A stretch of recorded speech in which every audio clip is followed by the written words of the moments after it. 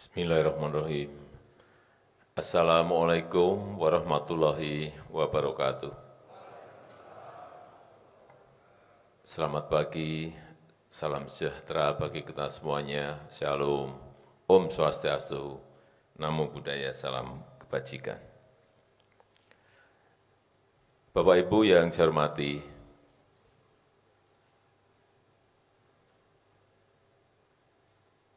kita harus memiliki perasaan yang sama dan memiliki sense yang sama. Dan sepakat bahwa situasi saat ini betul-betul situasi yang tidak mudah. Situasi yang sangat sulit untuk semua negara. Untuk semua negara, negara besar, negara maju, semaju apapun sekarang ini semuanya pada posisi yang sangat sulit.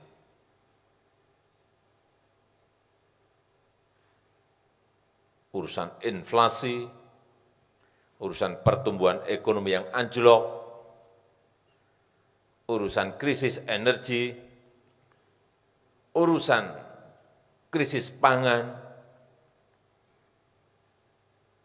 yang diikuti dengan sulitnya mencari pupuk,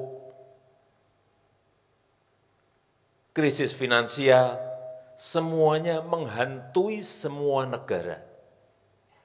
Oleh sebab itu, dalam menakodai situasi yang sangat sulit ini, semuanya harus hati-hati. Policy, kebijakan, semuanya harus hati-hati. Jangan sampai keliru, jangan sampai salah. Begitu salah, resikonya gede sekali. Karena situasinya betul-betul situasi yang tidak normal. Baik kebijakan fiskal maupun kebijakan moneter. Hati-hati. Ini selalu terus saya sampaikan karena memang keadaannya tidak pada keadaan yang normal. Kuncinya kita harus kerja lebih keras lagi. Tidak bisa kita kerja normal-normal dalam keadaan yang tidak normal. Tidak bisa.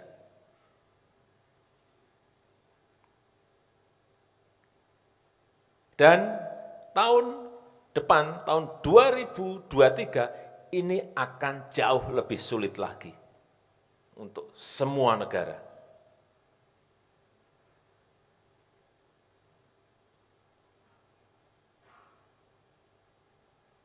Dan diperkirakan awal tahun depan sudah masuk pada resesi global.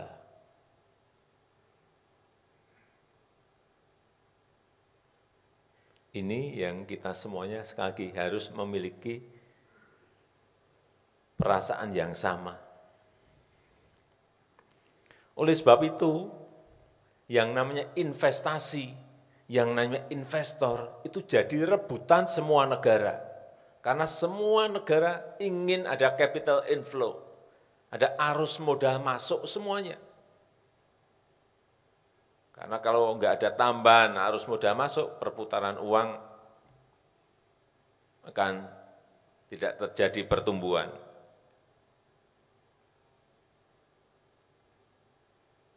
Semua rebutan, yang namanya investasi, sekali lagi yang namanya investor itu jadi rebutan semua negara. Oleh sebab itu jangan sampai kita ada yang mempersulit. Saya enggak mau dengar lagi ada yang mempersulit. Baik di pusat maupun di daerah. Baik di pusat, di provinsi, di kabupaten maupun di kota. Semuanya jangan sampai ada yang mengganggu ini. Karena kepercayaan itu sudah kita peroleh. Trust-nya sudah kita peroleh. Sekarang bagaimana implementasi dari policy-policy yang telah kita ambil. Jangan sampai ada yang terganggu. Kepercayaan yang sudah kita dapatkan, jangan sampai hilang gara-gara kita salah mentreatment, salah memperlakukan investasi yang masuk ke negara kita.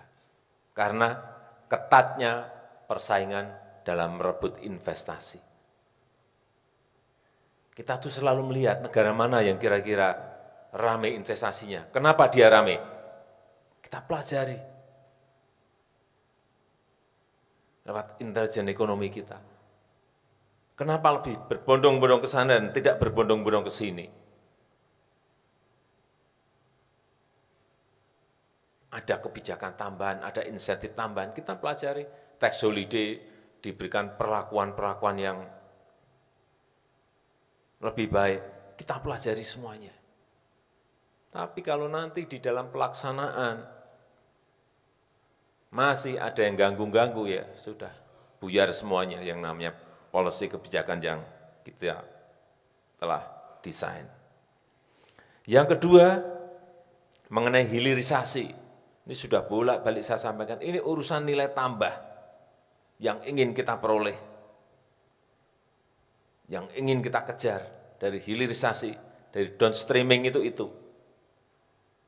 Nggak bisa lagi kita mengekspor dalam bentuk bahan mentah, mengekspor dalam bentuk raw material, udah. Begitu kita dapatkan investasinya, ada yang bangun, bekerja sama dengan luar dengan dalam, atau pusat dengan daerah, Jakarta dengan daerah,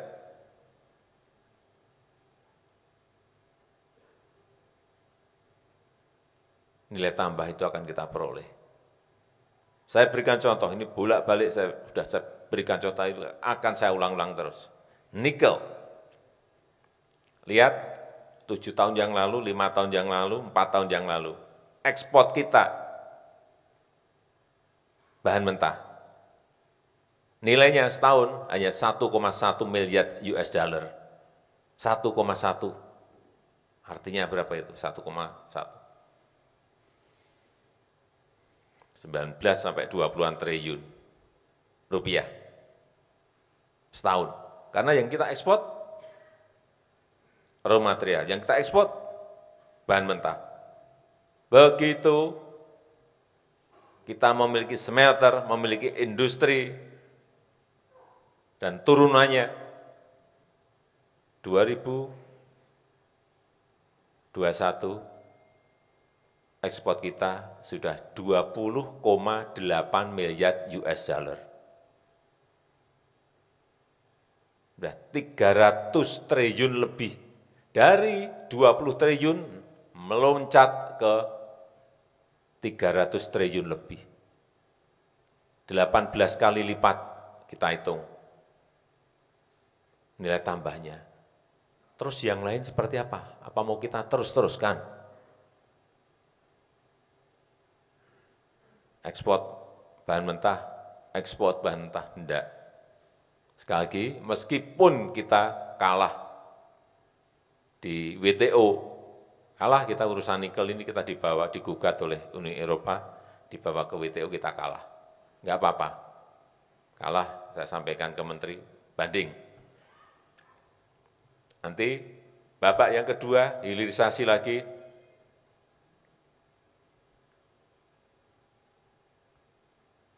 boksit. Artinya bahan mentah boksit harus diolah di dalam negeri agar kita mendapatkan nilai tambah. Setelah itu bahan-bahan yang lainnya. Termasuk hal yang kecil-kecil, urusan kopi, urusan jangan usahakan, jangan sampai diekspor dalam bentuk bahan mentah, raw material. Sudah beratus tahun kita mengekspor itu. Stop. Cari investor. Investasi agar masuk ke sana. Sehingga nilai tambahnya ada. Seperti kasus nikel ini nanti. Dari 20 triliun melompat ke lebih dari 300 triliun. Sehingga neraca perdagangan kita sudah 29 bulan selalu surplus, yang sebelumnya selalu negatif, selalu defisit neraca berpuluh-puluh tahun kita. Baru 29 bulan yang lalu kita selalu surplus. Ini yang kita arah. Kalau ada negara lain yang menggugat, yaitu haknya negara lain menggugat karena memang terganggu. Setelah saya cek, kenapa sih Uni Eropa ini menggugat? Ya benar, karena industrinya ternyata banyak di sana. Kalau dikerjain di sini, artinya di sana akan ada pengangguran. Di sana akan ada pabrik yang tutup, di sana akan ada industri yang tutup. Tapi kan kita juga mau maju, kita ingin maju, negara kita ingin menjadi negara maju. Kita ingin membuka lapangan kerja. Kalau kita digugat saja, kita takut, mundur, nggak jadi, ya nggak akan kita menjadi negara maju. Terus saya sampaikan kepada Menteri, terus, Pak ini apakah terus? Tidak boleh berhenti. Tidak hanya berhenti di nikel, tapi terus yang lain. Kemudian yang ketiga saya titip, ini untuk OSS, di semua, baik di kabupaten, di kota, di provinsi, di pusat semuanya, platformnya tolong betul-betul dilihat lagi, dibenahi betul. Agar yang namanya kita sampaikan cepat, kalau kita ngomong 5 menit betul. Kalau kita ngomong 1 jam betul. Jangan sampai saya disuruh ngomong 1 jam, faktanya bisa 6 bulan. Waduh, nggak dipercaya kita nanti. Tolong diperbaiki, masih ada yang banyak yang perlu diperbaiki di platform ini.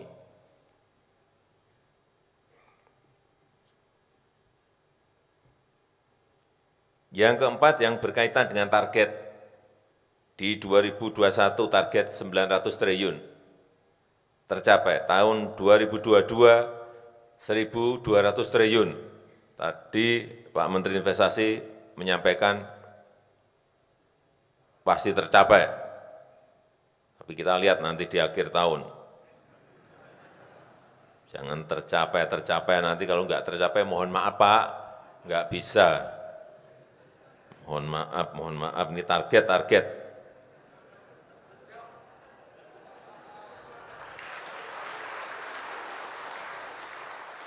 Karena ini akan mempengaruhi growth, akan mempengaruhi pertumbuhan ekonomi. Begitu target 1.200 itu enggak tercapai, pertumbuhan ekonomi kita ikut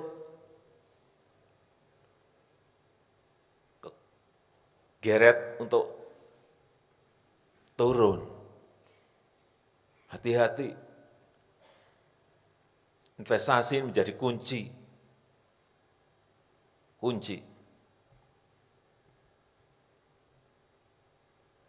Dan di kuartal ketiga kemarin pertumbuhan ekonomi kita naik menjadi 5,72. Hati-hati, jangan sampai gara-gara investasi turun kemudian ketarik pertumbuhan ekonomi kita. Dan yang saya senang, informasi terakhir di luar Jawa sekarang sudah lebih banyak investasinya, 53%. Betul Pak Menteri ya, 53%. 53%. Dulu 70-30, kemudian menjadi lebih kecil-kecil, sekarang sudah lebih besar di luar Jawa. Saya kira ini sebuah informasi yang baik. Artinya infrastruktur yang kita bangun di luar Jawa itu betul-betul memberikan efek kepada investasi pada pertumbuhan ekonomi di luar Jawa. Saya berikan contoh hilirisasi dan infrastruktur. Maluku Utara, ada yang dari Maluku Utara? Maluku Utara, hati-hati Maluku Utara. Hati-hati saya peringatkan. Karena pertumbuhan ekonomi di Maluku Utara itu 27%. Tertinggi di dunia itu, nggak ada di dunia manapun pertumbuhan ekonomi sampai 27%. Dan yang bagus lagi, saya cek waktu ke pasar di Ternate, Saya cek pasar, kemudian saya cek ke BI, inflasinya hanya 3,3%. Kenapa saya peringatkan? Supaya yang benar ini terus dipertahankan, ditingkatkan lebih baik lagi. Kalau saya puji-puji nggak bisa kesenangan, nanti lupa, tahu-tahu melorot menjadi 5%, hati-hati 27% itu nggak ada di seluruh dunia yang memiliki pertumbuhan ekonomi setinggi itu. Karena apa? Di situ ada industri baru, di situ ada hilirisasi.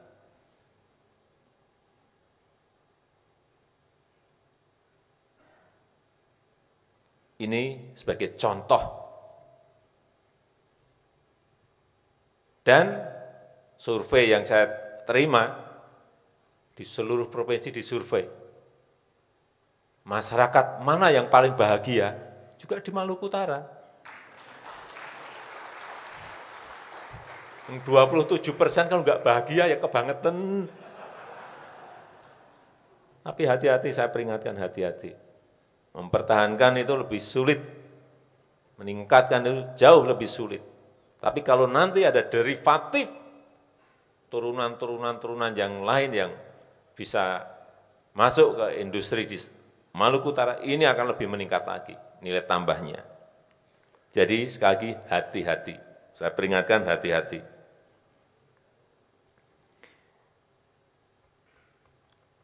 Yang terakhir, ini mengenai APBD, karena mumpung ada gubernur, bupati, wali kota.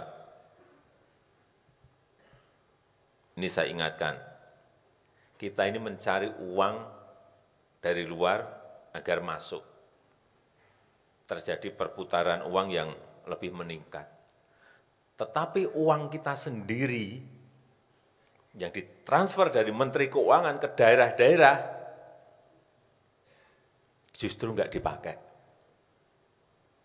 Pagi tadi saya tanya ke Bu Menteri, ada berapa uang kabupaten, kota, dan provinsi yang ada di bank, yang belum dipakai.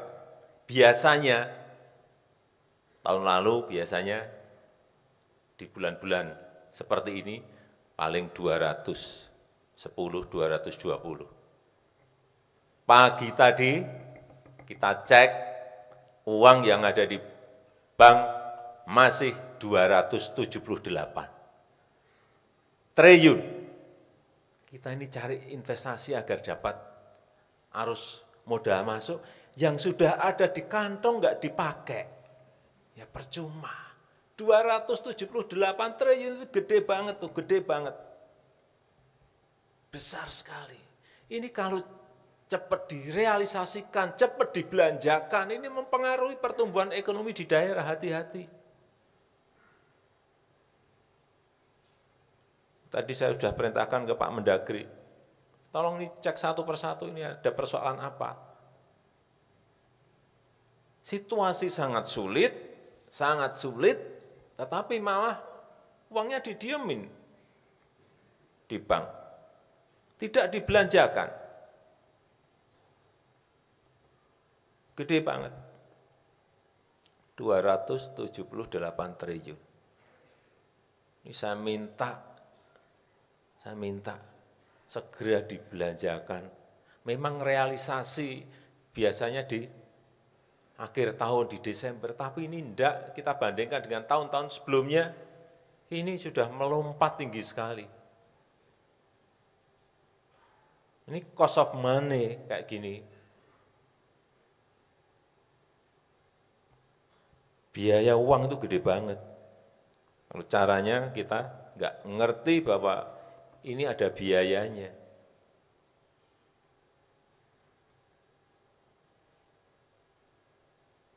Tahun lalu di akhir Oktober itu masih di angka 226 triliun. Ini 278. Dan realisasi belanja, saya sampaikan sekalian, nasional itu sudah masuk ke angka 76%. realisasi belanja daerah baru 62%, ini sudah Desember loh. Besok itu sudah Desember, hati-hati. Artinya kita pontang-panting cari arus modal masuk, cari capital inflow lewat investasi, tetapi uang yang ada di kantong sendiri tidak diinvestasikan. Ini hati-hati, ini keliru besar.